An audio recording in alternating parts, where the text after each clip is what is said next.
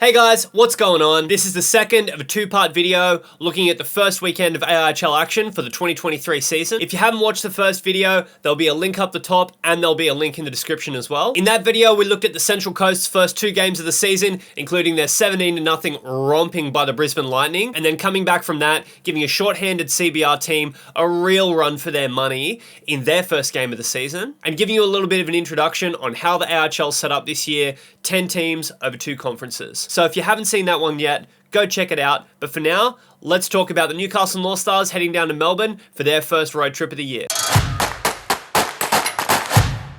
The Newcastle Northstars going down 11 rip against the Mustangs in their season opener. The Northstars were always going to have a tough time the first few weeks of the season. They've got 5 guys away at the moment with national duties. That's including their new signing, Weeb Daj, who's come over from CBR Brave, probably one of the best local players in the league, regularly playing at or above the level of imports. Missing Charlie Smart, who's coming off an absolute career year last year for the Northstars, taking them all the way to the Goodall Cup final. Captain, an absolute certified Novocastrian, and a really underrated player in the league, I think, in Liam Manwaring. Also missing Ethan Hawes, who's wrapping up his junior year in Canada right now, and missing 3 of their imports. So right there, you've got almost 10 guys that aren't there for the Northstars. Compare that to an almost complete Mustangs roster. You've got import goalie Liam Hughes, you've got ex-NHL Ty Wishart, Scott Timmins, and a very capable local core of players who are all experienced. I don't think Newcastle were ever going to get out of this game with a W. From start to finish, couldn't really get anything going, being outshot 40-17 on the night. On the Mustangs, Ty Wishart, Scott Timmins combining for 11 points. Absolute beauty in Matty Armstrong getting a hat-trick on the first game of the year, and Ryan Ruddle taking home 4 points on the day. And just to demonstrate what this looks like with a full team,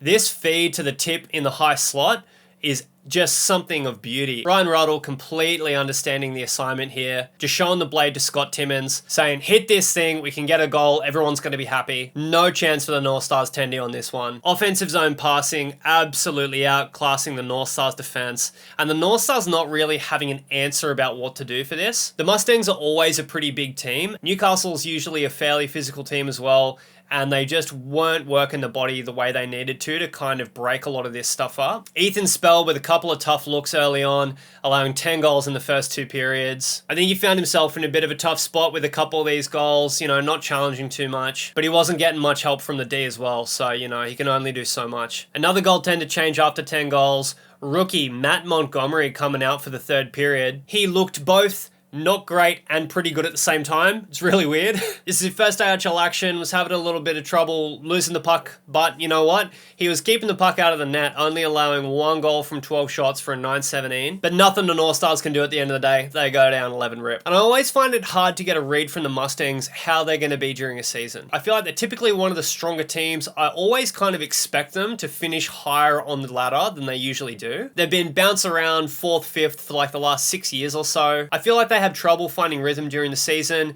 They'll be looking really, really great. They'll be getting up to top 3, and then they'll just go on a bit of a skid and just drop all the way back down again. But this team's looking very good. They've got Mike McMahon back from the Melbourne Ducks, probably one of the stronger goaltending lineups in the league, with import Liam Hughes, who looked absolutely flawless in this game, backed up by Brian McKenzie and Seb Woodlands. I'm really hoping to see a bit more of Seb Woodlands this year. He's a really good goalie. I think they need to give him a bit of a run. I'm interested to see if they can push past and maintain their points this year past that kind of middle pack spot, and they do have the best import lineup in the league. I don't know if I mentioned, but 2 of them play in the NHL. Did I mention that? 2 of them play in the NHL. Game 2 on the weekend for the Northstars, coming up against the mighty Melbourne Ice, mate. And the Northstars actually put up way more of a fight than they did in that first game, but in the end, going down 8-4 to the Melbourne Ice, who look like they were ready to go this year. Jake Riley potting his first one in an Ice uniform. Absolute snipe show. I think it's going to be a big addition to this team, and I'm really hoping he breaks out this year after spending summer in Finland with a Div 2 team in KHT. He also had a great year with the Adelaide Avalanche last year in the PHL. And obviously big addition to the team,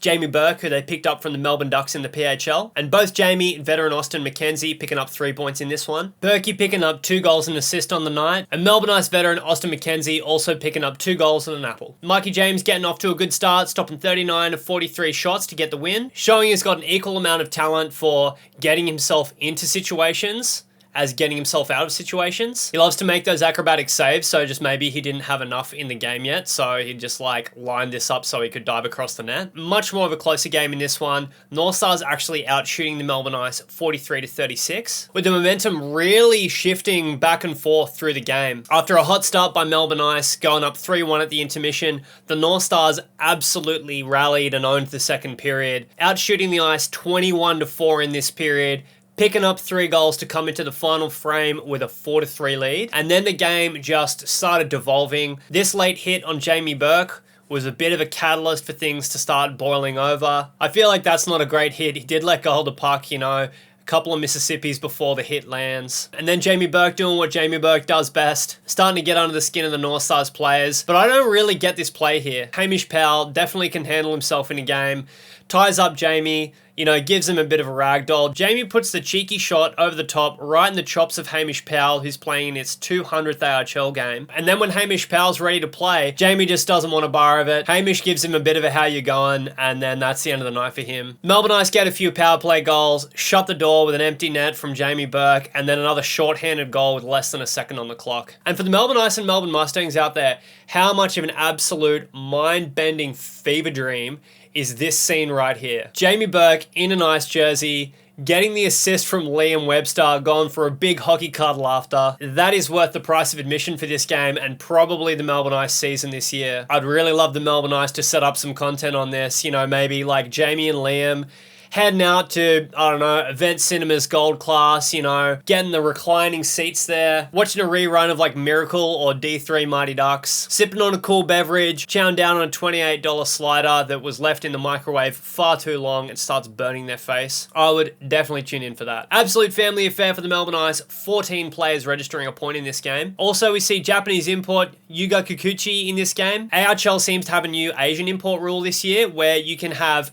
5 imports, but one of them has to be from Asia or Southeast Asia or Asia Pacific country. I've actually messaged the AIHL to try and clarify this. I'll be bringing you a video on that some stage soon. We've also seen Taiwanese international representative Kevin Yu signing with the Adelaide Adrenaline this year, and I'm sure we'll see a few more as the season progresses. What do you think about this rule? I think it's actually really great if we're starting to build, you know, relationships with other clubs, other leagues in Asia. A big issue of players getting out of Australia and getting more development is the cost and how difficult it is to be getting over to North America and over to Europe to like play extra games, get opportunities in leagues that they wouldn't be able to play at that same level. There's such a big jump in like the junior leagues and like the top tier state leagues like Premier League in Victoria and East Coast Super League in New South Wales to then go to the AIHL level. Like that gap anywhere else in Europe or North America, there are like 3 divisions in that gap. It's just massive. So I think being able to have close access to more leagues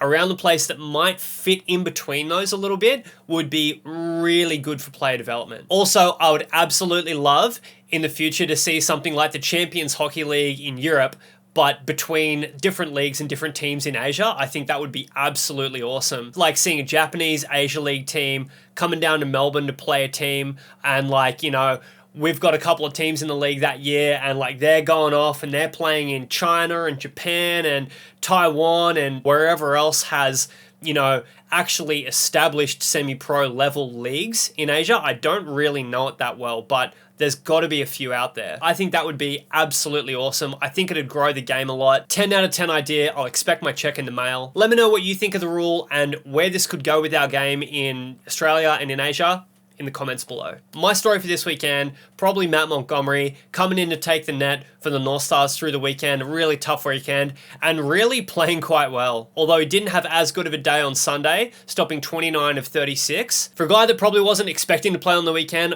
I don't know if he's a 3rd goalie behind Spelled and Smart, or maybe a 4th goalie and he's gonna really play mostly East Coast Super League this season if the Northstars do get an import goalie. And having a look on his elite prospects, this kid has played 3 East Coast Super League games and 1 Australian Junior League game. So from what I can see, this is actually his 5th and 6th game of like competitive hockey ever. Getting thrown in 10 goals deep in a really tough game and then getting asked to start the back-to-back, I think he's done an absolutely amazing job. You can see in his game, he's got some technical stuff that he really has to tidy up a little bit, but you can do that. Like, fixing technical stuff is just training. But what this guy has is he's got the ability to go in and play a game of hockey. Staring down ex-NHL players, like, this is insane that he didn't get out of this with like a 500 save percentage, in my opinion. And I think he's performed well above where anybody would have expected him to perform this weekend. In saying that, I don't know much about the kid. Maybe he's got a ton of experience that I don't know about. Regardless of the stats coming out of the weekend, I think he played great, and I really do hope they can find a way to get him back in net this year.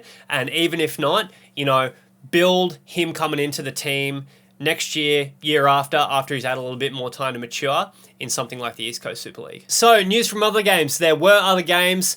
Dogs took on the Bears for the first Battle of Sydney on Saturday night. Bears took this one 6-3, and probably the biggest story out of this one was Ice Dogs import goaltender Sean Ellison going down with an injury late in the game. Jake Dornbus steps in to finish off that game and gets the start on the Sunday. Going to be interesting to see what happens with this injury. Looked like he kind of got squeezed up against the post or something to do with a bit of a collision in front of the net. Jake Dornbus, though, played great on Sunday. He's a really good goalie. They're in very safe hands with Jake in net. And he proves that on Sunday, getting the 8-5 win over the Brisbane Lightning at home. Grant Tillman picks up 3 goals for 5 points on this one. The Lightning play really well in this game, actually, outshooting the Dogs 55-44. They get a lot more pushback from the Dogs than they did from the Rhinos the day before. Dogs get their first win of the season and hand Lightning the first loss of their season. There was also another game on Saturday, Perth picking up their first win of the season over Adelaide 6-2, but that game wasn't streamed and I've got no idea what happened at all. Talking about streams, I actually watched all these on the new AIHL.tv. I'm really impressed with the way this is working. I think it's definitely worth the $60 season fee. Really easy to use, been able to go back and watch games with no problem, and I think it's probably the best iteration of a streaming service or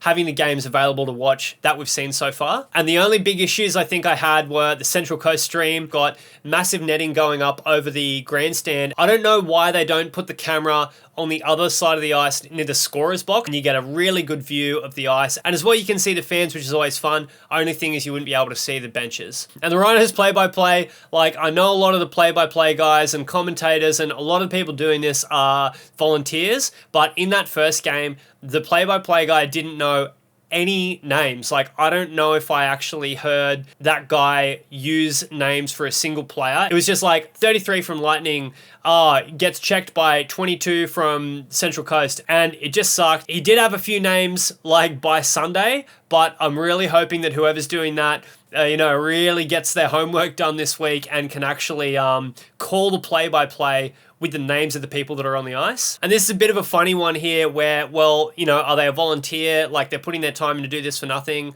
How critical can you be? But in my opinion, even if you're volunteering, you should be able to do the job that you kind of signed for. And also, I'm paying $60 for this streaming service, so I think as soon as you're starting to put a price tag on something, you really have to make sure the quality is spick and span all the way through. One more thing with the broadcast, and I promise I'm not just going to rag on AIHL broadcast for like the entire length of the season, but we got this red hot call on Saturday. Now the question really is, Northstars, can they break the shutout bid? I've said that word, but whatever.